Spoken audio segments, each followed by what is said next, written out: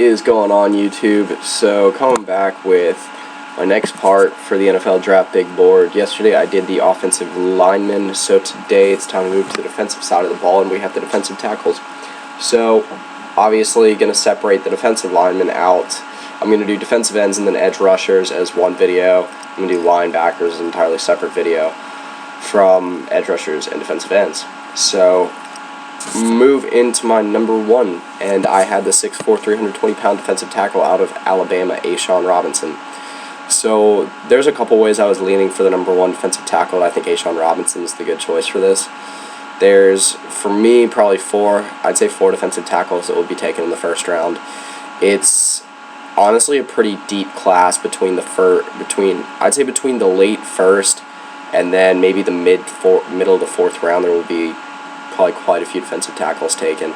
So Robinson was pretty much an absolute monster this year on a very good Alabama defensive line that also featured Jarran Reed, Jonathan Allen, a lot of other guys. Anyway, so he had a very good season, 46 tackles, 7.5 for loss, and then also 3.5 sacks. And for me, he projects as a first-round pick. I'd probably say top 20. Again, I'd say really 1 to 3 are all guys that I could see flip-flopping at some point. But again, these are still out of the way I have them ranked. So move on to my number 2 defensive tackle. And I have the 6'3", 310-pound UCLA defensive tackle, Kenny Clark. So for me, Kenny Clark still projects as a first-round pick. He did end up declaring early, about a week or two ago. Maybe one of the slower defensive tackles in this draft. He is, for me, a very good run stopper, a very good anchor. He is a guy that will be hard to get past, but he's also a guy that's going to have to get a little bit faster for me. So again, he projects as a late first-round pick for me, and I think a guy who could actually have quite a long career in the NFL if he does get a little bit faster. So move on to my number 3, and I have the 6'4", 313-pound defensive tackle out of Alabama, and that is Jarran Reed. So Jarran Reed had a really good season in Alabama. Again, another guy a lot like Kenny Clark that really isn't a great. He's not a bulldozer up the middle when it comes to pass plays, but he will be a very good run stopper. He's very athletic, and he's also just very fast for a defensive tackle. Runs a decent 40, about a 4.8 for a defensive tackle. That's pretty good. Again, projects for me as a late first-round pick. I believe I had him going around 22 in my mock draft. But anyway, move on to my number 4 defensive tackle. And I've got the 6'2", 310-pounder out of Baylor, and that's Andrew Billings. So Andrew Billings is very, very good on really both run and pass plays. I think that Andrew Billings is one of the most balanced defensive tackles in this draft. He's very athletic, has high upside. I think a guy that can go anywhere from, I can see him going as high as the middle first round, but maybe even falling as late as the early to mid-second round. And I don't know, one problem with me for Andrew Billings is just the quality of exposure. I feel like Big 12 defensive players aren't taken as seriously as other conferences. I could see Andrew Billings falling below the top 3 because of that. So move on to my number 5 defensive tackle, and I have the 6'4", 295-pounder out of Ohio State, Adolphus Washington. And Adolphus Washington, for me, projects as a first to second round pick. He's quick, he's got good hands, but I think he's got to put on a little bit more size. He is, again, pretty athletic, pretty fast, and I think a guy, if he can put on a little bit of size, a little bit more muscle, then a guy that can be extremely effective for a long time in the NFL. Again, he projects as a very late to mid-second round pick for me. I don't really see him going in the first round, though. I could see a early to mid-second rounder being a little bit more realistic. So move on to my number 6 defensive tackle, and I have the 6'3", 314-pounder out of Texas, and that is Hassan Ridgeway. So Hassan Ridgeway declared a year early, but that was not much of a surprise. He was part of a pretty good defensive line this year at Texas, one that's really just had a lot of injury problems at a few points this year. He was alongside other very, very good players like Malcolm Brown, like Jackson Jeffcoat for a little bit, and Paul Boyette. They had a lot, like I said, a lot of talented players on that defensive line. It was one of the bright spots of Texas this year. And he's a guy that I feel like hadn't been playing for Texas would have been able to slide up to maybe a late first, early second round pick. But again, a guy a lot like Andrew Billings that I feel like does not benefit very much from playing in the Big 12. He had a decent season this year, 6.5 tackles for loss, 3.5 sacks, and a guy who I think can translate to the NFL pretty well. So again, for me, he projects as a second to third round pick, probably more in the second, but I could see him going either way. So move on to my number 7 defensive tackle. By the way, I'm going to be doing my top 12, and then moving to the 5 outside. But I have the 6'3", 283-pounder out of Florida, and that is Jonathan Bullard.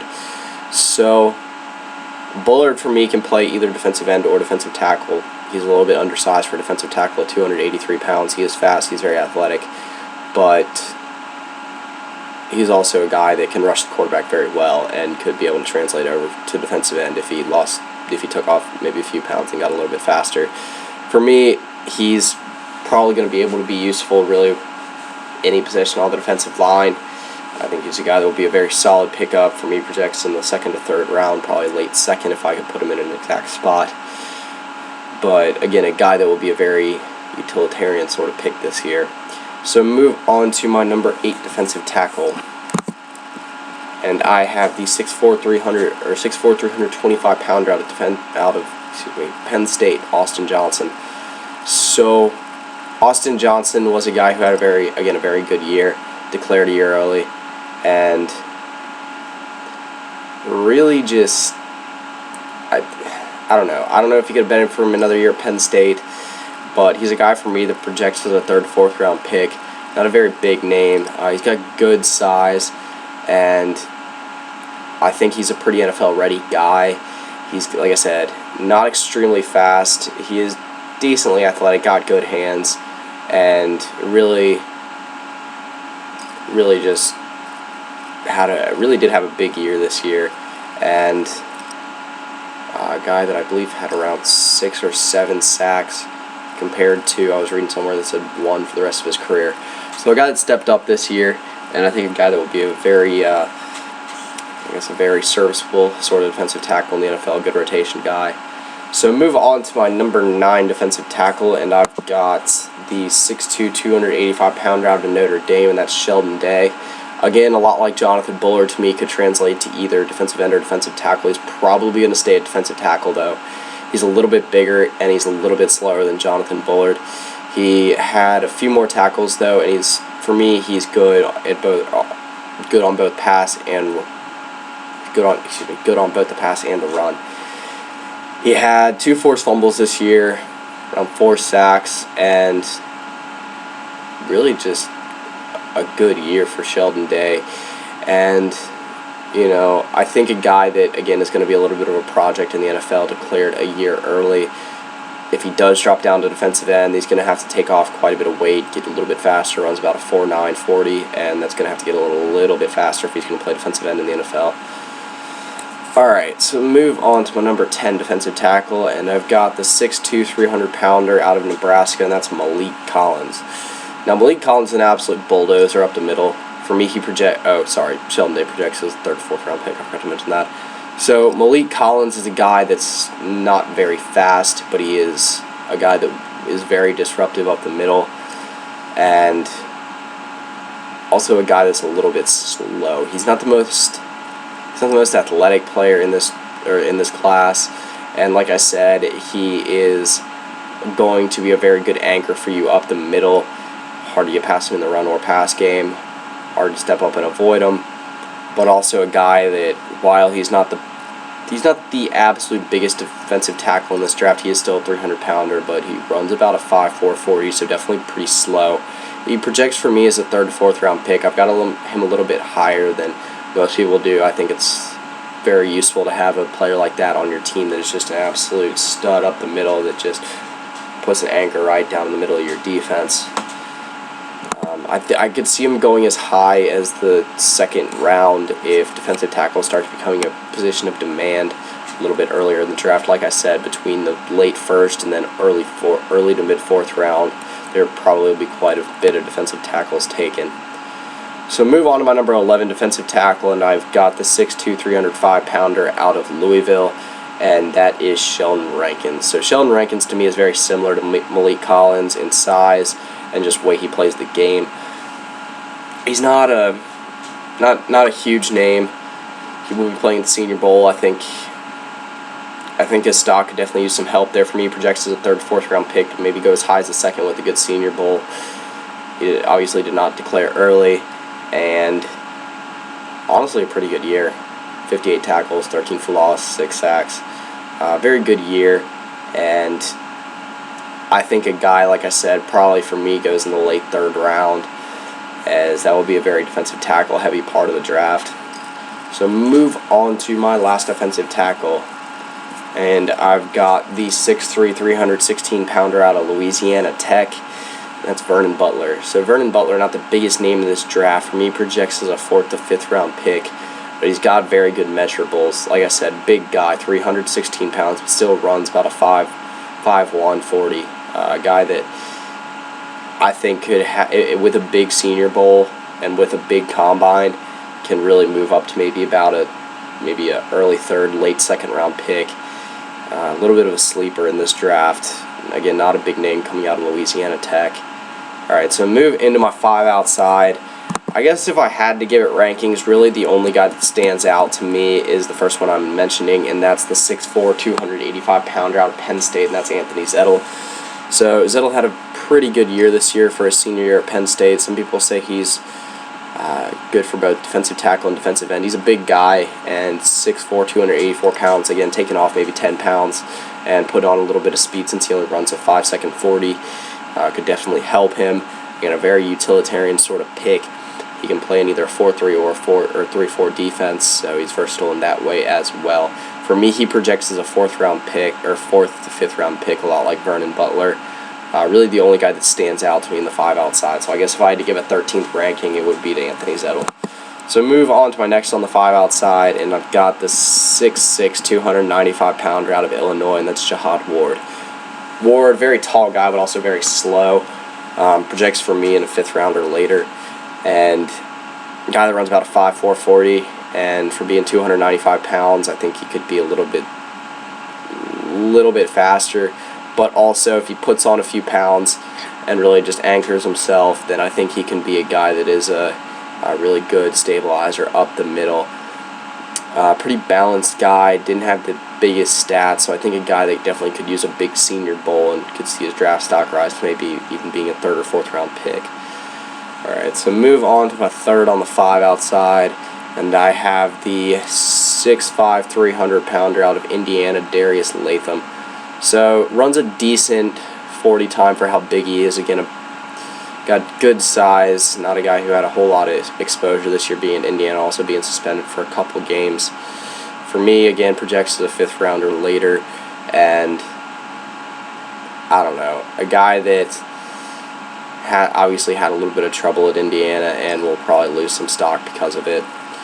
So move on to my 4th on the 5 outside, and I've got the 6'1", 320-pounder out of USC, and that is Antwaun Woods.